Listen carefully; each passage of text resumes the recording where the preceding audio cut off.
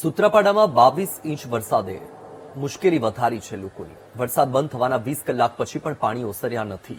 ઝાલા વડોદરા ગામમાં પાણી જ પાણી છે। ગામના રસ્તાઓ પાણીમાં ગરકાવ થતા સ્થાનિકો પરેશાન છે। બાળકો દોરડાના સહારે સ્કૂલે જવા માટે મજબૂર છે। તાત્કાલિક પાણીના નિકાલની વ્યવસ્થા કરવાની સ્થાનિકોની માંગ છે।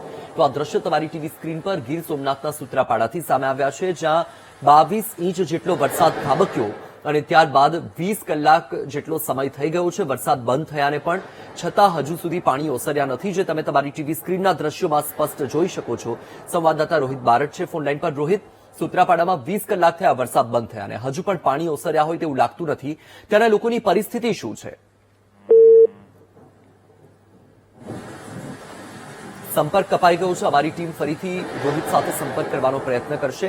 આ દ્રશ્ય તમારી ટીવી સ્ક્રીન પર તમે જોઈ શકો છો કે દોરડાની મદદ લઈને લોકો પસાર થઈ રહ્યા છે, કારણ કે પાણી ભરાઈ ગયેલું છે। બાળકોને શાળાએ જવા માટે પણ દોરડાનો સહારો લેવો પડે છે। તાત્કાલિક પાણીના નિકાલની વ્યવસ્થા કરવાની સ્થાનિકોએ માંગ કરી છે, કારણ કે 20 કલાક થઈ ગયા છે વરસાદ બંધ થયાને, છતાં પણ હજુ સુધી પાણી ઓસર્યું નથી। આ દ્રશ્યોમાં તમે સ્પષ્ટ જોઈ શકો છો કે હજુ પણ ઘૂંટણ જેટલું પાણી છે। ગીર સોમનાથમાં ભારે વરસાદ વરસ્યો, 22 ઇંચ જેટલો વરસાદ થયો અને આ વરસાદ બંધ થયાને 20 કલાકનો સમય થઈ ગયો છે, હજુ સુધી પાણી ઓસર્યા નથી।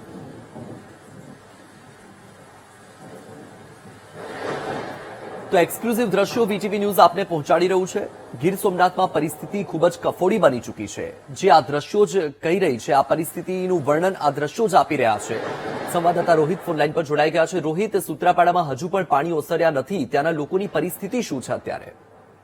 ચોક્કસથી ખાસ તો જે સૂત્રાપાડાના ખાસ તો જે ગ્રામ્ય પંથકો છે તેની અંદર જે 22 ઇંચ જેટલો જે વરસાદ પડ્યો તે વરસાદના કારણે જે લોકો છે તે હાલ પારાવાર મુસીબતમાં મુકાયા છે। હજુ પણ જે પાણી છે તે ઓસરવાનું નામ નથી લઈ રહ્યા।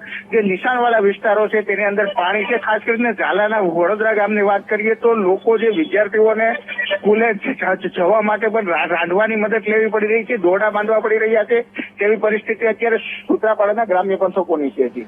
જે બિલકુલથી રોહિત, આપની પાસેથી અપડેટ મેળવતા રહીશું। માહિતી સાથે જોડાવા બદલ આપનો આભાર।